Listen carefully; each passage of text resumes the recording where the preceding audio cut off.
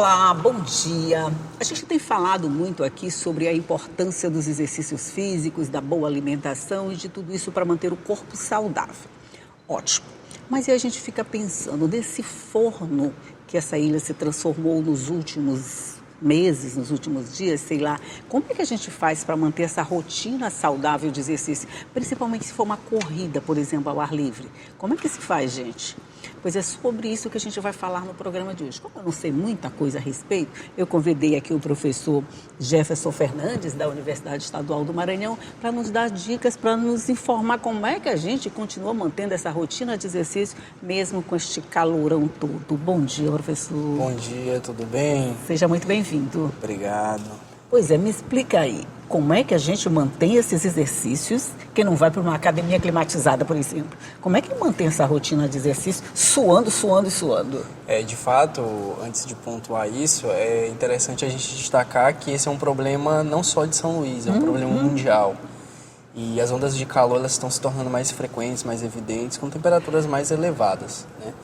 E se tratando de São Luís, que durante grande parte do dia apresenta-se temperaturas altas e uma umidade relativa do ar elevada devido à proximidade com o mar, os cuidados devem ser redobrados, como o horário do dia para se exercitar, e aí não só na corrida, no ciclismo, até mesmo numa caminhada, atividades ao ar livre. Atividades, né? Ao ar livre, sim. De uma forma geral. Deve-se sempre se organizar em relação ao melhor horário com pouca radiação solar. A hidratação, a gente se preocupa muito com a hidratação somente durante, mas o pré-exercício também é extremamente importante e também o pós. Então, duas situações muito peculiares, né, que deve-se ter muito destaque, muita atenção, é a alimentação também, a hidratação, a vestimenta, optar por vestimentas mais claras, que acabam refletindo a radiação, ao invés de vestimenta mais escuras, como o preto, que acaba absorvendo o calor. Então, acaba-se que são alguns cuidados que a gente pode minimizar esses impactos. Ok, você deu várias pontuações aí. Vamos lá. Alimentação. A gente sempre pensa que tem que se alimentar antes de ir, né? Eu não falo de manhã cedo, mas, por exemplo, se a gente vai ser no final da tarde, a gente sempre vai fazer um lanchinho antes de ir, essa coisa toda. Isso, de alguma forma, pode atrapalhar? Assim, você não deve alimentar-se com o que a gente fala, né? Alimentos muito pesados, aquele alimento que demora a digestão, porque durante o exercício ocorre, de certa forma, um combate do fluxo de sangue, onde ele vai ter que ser utilizado no músculo. Então, se eu como um alimento muito pesado, que demora a ser processado, vai haver uma competição entre o fluxo de sangue para o intestino, para ser digerido o alimento, e para o músculo. Isso. Então, você deve minimizar, né, evitar esses alimentos. E essa alimentação ela deve ocorrer pelo menos 1 hora antes do exercício. Ah, tá. Um carboidratozinho vai de bem? Sim, de rápida absorção. Rápida absorção, exatamente. Então tá. Água. Água é fundamental antes, durante e depois? Sim, a água é fundamental.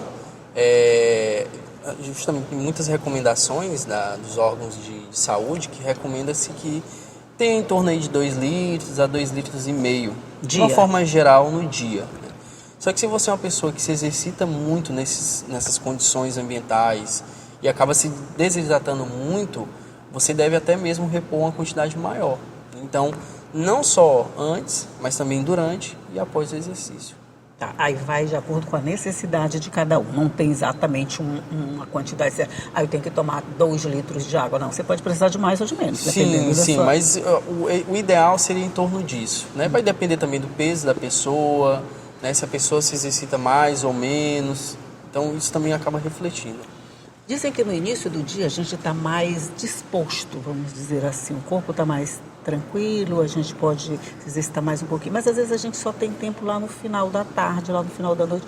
Quando o corpo já está naturalmente cansado, se você trabalhou o dia todo, esse exercício, cansaço físico, aliado a esse calorão todinho, ele não pode ter um rendimento comprometido, professor? Sim, pode ter um comprometimento no rendimento. Só que aí também é uma coisa muito relativa. Por quê? A rotina ela influencia, mas o individual também influencia. Onde que eu quero chegar? Tem pessoas que se sentem melhor se exercitando pela manhã. Tem pessoas que mesmo com a carga de trabalho, uma jornada exaustiva, acabam se exercitando melhor à noite. Vou dar o meu exemplo. Eu particularmente sou aquele adepto final da tarde e início da noite. Porque acordar cedo para fazer exercício acaba não sendo meu forte. Exatamente. Então, o que eu não faço é deixar de fazer meu exercício. Mas eu acabo optando pelo finalzinho da tarde e início da noite. Também depende muito do gosto de cada pessoa, de onde ela rende mais, né? Isso, não é todo mundo que vai render 4 horas da manhã. Sim. Eu, por exemplo, se me botar, eu vou dormir na pista. Sim. Então, para mim também não funciona esse negócio de muito cedinho, Por né? isso que acaba que o treinamento ele é muito individualizado, né? Eu não consigo chegar aqui em 10 pessoas e falar para as 10 pessoas, vocês devem fazer isso, isso e isso. Porque uma vai se encaixar de uma forma, outra vai se encaixar de outra. Então não é uma coisa relativa, que eu consigo, né, relativizar para um todo. Tá, mas nós estamos pegando essa coisa assim mais de alta performance. Vamos pegar aquela caminhadazinha do dia a dia? Sim. A caminhadazinha do dia a dia que a gente sai, tipo assim, vamos dizer, a dona de casa, ela sai umas 9 horas para caminhar. Nessa hora o sol já está um pouquinho mais alto. Quando ela chegar às 10h30 em casa, ela está mais uma poça de água do que qualquer outra coisa. Isso significa, aí você pode ter a sensação, eu malhei muito, eu perdi muito líquido, então eu vou emagrecer. Isso corresponde à realidade? Antes de chegar nesse ponto, é importante a gente destacar a diferença de perda de peso e emagrecimento. Sim, muito bom. A perda de peso, ela reflete a qualquer perda corporal, seja líquido a qualquer coisa, né? Perdeu, subiu na balança, você olhar a massa corporal em si, né? Então, simplesmente o fato de eu fizer uma caminhada como esse caso, você vai perder peso. Quer dizer que você emagreceu? Não necessariamente, porque o emagrecimento é algo mais complexo. Envolve a redução de gordura corporal, né? A redução de adipócitos, enfim, acaba sendo um processo um pouco mais aprofundado, né? De certa forma. O que eu consigo falar? Que ela se desidratou, ela perdeu muita água e ela tem que repor essa água.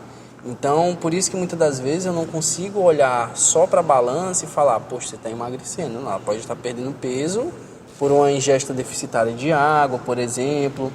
Eu vou lhe dar um dado.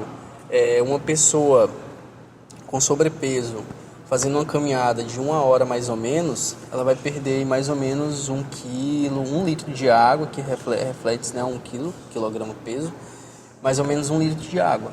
E não quer dizer que ela emagreceu. Mas aí ela sobe na balança, olha esse peso e diz, perdi 1 quilo. Isso aí acaba sendo uma interpretação equivocada. Temos que fazer essa distinção, gente. A perda de peso e emagrecimento são 2 coisas completamente diferentes. Eu levei um tempinho para descobrir isso. Viu? E aí acaba que muita gente acaba potencializando esse efeito. O que elas fazem? Não tem aquelas... Agora eu não vou saber o nome, que embala produto. O plástico. Isso. Tem pessoas que acabam embalando, né, o próprio corpo para induzir a uma maior sudorese. Ela está perdendo peso, mas não quer dizer que ela está emagrecendo. Ela está potencializando a desidratação. Pois é. Antes, essa até era uma prática incentivada dentro das academias, professor. Você faz isso, você faz aquilo, você vai estimular a perda de peso, vai perder bastante líquido. A gente sempre associava a perda de líquido com a perda de peso. Sim. Hoje a gente pode associar até para uma desidratação. Sim. É outra coisa já, né? Tanto é que isso é uma prática que hoje ainda se utiliza muito em lutadores. Por exemplo, o lutador de MMA, que tem que bater o peso. Isso. Então, ele utiliza desse artifício, banheira quente, restrição de água. Então, é atleta alto nível para bater um peso em específico na sua modalidade. E aí, hoje, a gente sabe que atleta não é sinônimo de saúde. Né? Pelo contrário, o atleta ele já está no nível máximo, ele sempre no máximo, né? Então, é complicado uma pessoa comum, né, que eu digo comum, uma pessoa que se exercita para qualidade de vida e tudo, se basear em uma metodologia, em um protocolo que um atleta faz. Sim, são situações diferentes, com protocolos diferentes. É por isso que você falou no começo, são coisas individualizadas. Cada um tem que ou descobrir ou procurar alguém para descobrir como é que ele funciona de verdade, não é isso? Sim. Ok, nós vamos fazer só um rápido intervalinho aqui na nossa conversa, mas é rapidinho, a gente vai tomar água, professor. Eu não vou me pesar depois não, prometo. A gente vai tomar água e vamos continuar conversando. É só um minutinho só e eu volto já.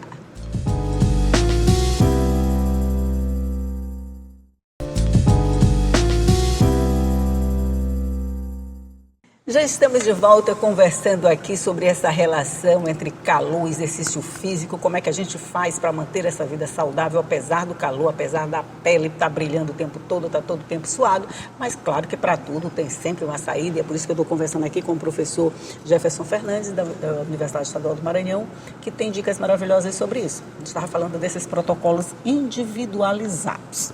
Correr no frio, a gente tem a sensação de que não está acontecendo nada com o nosso corpo, né? Corre, não desce um suorzinho aqui. Aí a gente fica com a sensação, será que eu não estou perdendo nada com essa corrida? Não é bem assim. Não é bem assim. Você acaba se desidratando, você tem um processo de desidratação, só que ele ocorre de forma bem menor do que no calor. Isso é fato. Tanto é que muitos estudos mostram que o desempenho ele é melhor. Então, exemplo, você aqui em São Luís corre 5 quilômetros na casa de 30 minutos, por exemplo. Você fazer a mesma corrida, só que no Rio Grande do Sul, com a temperatura 10, 15 graus a menos, você consegue refletir aí mais ou menos uma redução aí de 1 a 2 minutos, no mínimo. É mesmo, Ou seja, o seu desempenho é melhor, você desidrata menos. Teve um estudo que eu publiquei ano retrasado com jogadores de futebol. E a gente percebeu que no ambiente quente, esses indivíduos eles corriam menos, imprimiam menor intensidade e acabavam desidratando mais, em comparação ao ambiente frio. Sim. Ou seja, não é só para a pessoa, né, que vai praticar atividade no dia a dia, mas no alto rendimento a gente também observa isso. O calor, assim, ele já gera normalmente um certo cansaço no corpo? Ele antecipa a fadiga. A fadiga, isso. E aí a gente está acompanhando agora recentemente a Copa do Mundo de Clubes. Sim. Onde nos Estados Unidos estão sendo registradas temperaturas muito elevadas. Elevadas demais, né? E tem as pausas para hidratação e você percebe que os atletas, por recomendação médica e fisiológica, eles acabam adotando alguns comportamentos que a pessoa do dia a dia poderia adotar, como a hidratação, jogar água na cabeça, pegar uma toalha com água e gelo e colocar aqui no pescoço. Dá uma sensação de alívio mesmo, dá uma né? sensação de alívio, você reduz a percepção, né, daquela tensão. Então acaba que são algumas artimanhas, né, de certa forma, para você minimizar esse efeito. Morar em São Luís, como a gente está tendo agora essas ondas de calor muito, muito forte, aqui na Assembleia, por exemplo, a gente pode notar, a gente tem muito calor, e olha que é tudo climatizado, mas mesmo assim a gente sente calor. O fato da gente morar numa ilha, de alguma forma, isso nos favorece? Isso é chamado de aclimatização. O que é aclimatização? É o fato da pessoa ela residir ou nascer naquela região e já ser habituada a ela. Então ela vai sofrer bem menos do que uma pessoa que vem do sul do país, acostumado com temperaturas mais baixas, mais amenas, e quando vem residir aqui.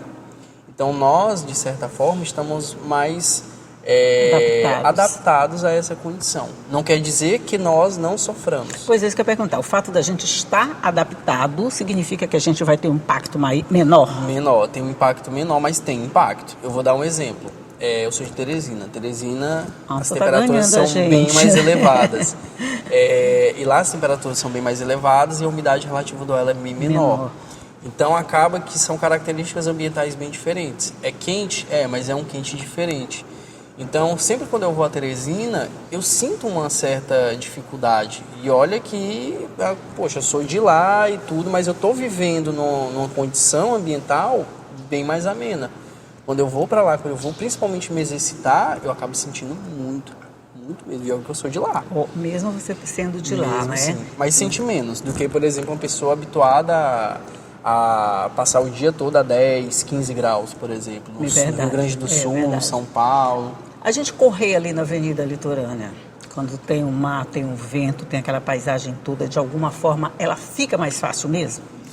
Então, você acaba se motivando, né? Você vê outras pessoas fazendo atividade, você vê a paisagem, isso acaba, assim, de fato, motivando. Mas sempre tendo cuidado de se manter hidratado, sempre ter um cuidado de se manter preocupado com o ambiente na qual está realizando aquela atividade, optar, né, por mais que você tenha a aptidão física, mas optar por horários mais amenos, sempre que possível. Início da manhã, final do Início da manhã, até às 7, 8 horas da manhã, até porque depois disso já começa o sol mais quente. E a partir das 5, 5 e meia da tarde, que já fica um pouco quando o sol mais não ameno. está com aquela energia toda e que vai até quase 6 horas. Isso, justamente. A gente sempre ouviu falar que se movimentar, fazer exercício ao ar livre é muito melhor do que em ambientes fechados. Mas hoje a gente tem, por exemplo, as academias climatizadas. Isso significa que essa teoria pode ter mudado ou nosso rendimento também pode ser comprometido? Bom, existem academias e academias, né? Tem academias que você tem apenas o climatizador e tem academias que tem um climatizador e o ar-condicionado. Então, é natural que na musculação você tenha uma perda de suor menor, devido à característica do exercício. É um exercício que a gente chama intermitente. Faz atividade, recupera, atividade, recupera. É diferente de uma corrida que acaba sendo uma intensidade fixa, geralmente Isso. ela se mantém por um período maior. Então, o impacto ele não é tão significativo. Tem impacto, mas ele não é tão significativo em comparação a uma corrida, por exemplo. Ah, tá. Entendi. Quer dizer, se você não puder se movimentar de alguma forma dentro de uma academia climatizada ou escolher esses horários que a gente falou, o certo é o quê? Dar só uma voltinha na praça? O certo é você sempre com a garrafinha, né?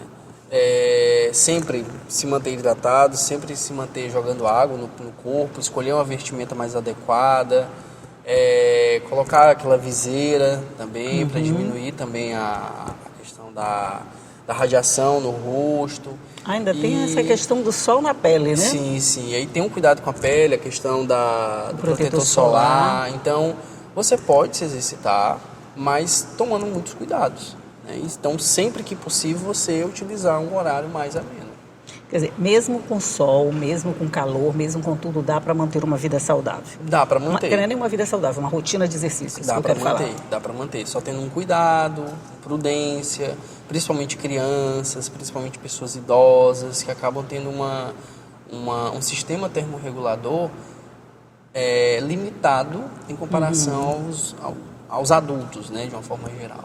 Então, aquele negócio, por exemplo, vamos falar para aquela pessoa bem básica, essa para a dona de casa, que ela não tem um atendimento especializado, ela não tem tantos conhecimentos a respeito, ela só sabe que ela quer se movimentar. E, se possível, ela ainda leva a mãe ou o pai. Aí a gente encontra, por exemplo, pessoas andando 8 horas da manhã, por exemplo, perto da minha casa tem uma praça, então eu vejo muitas pessoas andando. Mas quando você vê que ali o sol já não tá muito bom para fazer aquela caminhada, mas você vê o senhorzinho assim caminhando já meio com dificuldade, ali ele não está mais levando benefício não, né, professor? Assim, é uma faca de dois gumes. De dois gumes. Né? Você tem um benefício devido ao exercício, mas você tem um risco maior de estar se exercitando em uma condição ambiental desfavorável. Então, a sugestão que se pode dar eu só tenho aquele horário, só tenho como fazer daquela forma. Procurar um percurso que tenha sombra, que tenha árvore, fazer pausas sucessivas, ou seja, ao invés de fazer 1 quilômetro direto, faz pausas a cada 200 metros, respira. Isso não compromete o resultado, não, isso né? não compromete. É o que eu digo, independente da atividade, movimente-se. A gente indica o horário, início da manhã, finalzinho da tarde, início da noite. Eu não posso, se movimenta, só que tomando os cuidados, todas as precauções. Como a gente não vai mudar de São Luís por causa do calor, o que resta é a gente se adaptar e procurar uma nova rotina para manter os hábitos saudáveis e não usar isso como desculpa para ficar parado, né? É mais ou menos isso? Sim, sim, você não pode relaxar. Independente do horário, se movimente, tome os cuidados, se liga nas recomendações. Tá um dia que tá a previsão de fazer uma temperatura mais elevada. Nesse dia você tira... Ou sai mais cedo, ou sai mais tarde. cedo, ou vai mais tarde, ou evita, né? Então, sempre tem uns cuidados, né? As precauções, elas são extremamente importantes. Pronto, gente, o recado está dado, sabe? É aquelas coisinhas básicas que a gente às vezes até sabe, Mas aí, às vezes a gente vai passando por cima, fazendo de conta que está fazendo benefício e acaba um benefício anulando, o mal acaba anulando o bem-estar que aquilo poderia trazer. Então, se liga nas dicas. Vai de manhã cedo ou vai no início da noite. Se não puder, não vai. Não vai assim, gente, não vai todo dia, eu estou dizendo em situações bem extremas. O que importa é manter a vida saudável e manter esses hábitos como um costume do dia a dia mesmo. Professor Jefferson, muito, muito obrigado por sua participação, por todas essas dicas. Volte sempre com mais dicas para a gente passar, para ninguém deixar de se mexer, apesar do calorão. Eu que agradeço mais uma vez estar participando, sempre que puder. Estou presente, esclarecendo, tirando dúvidas, tanto da população no geral, né, dos telespectadores, como também das pessoas. Muito, muito obrigada por compartilhar todas essas informações, por me ajudar a fazer o café de hoje. Bom dia. Obrigado, bom dia. E bom dia para você também, que já ficou sabendo tudo para manter sua rotina de exercício. Estamos nas férias, aproveite, faça desse calorão ou desse sol um aliado e não esqueça da sua garrafinha de água nunca, tá? Tchau e até a próxima.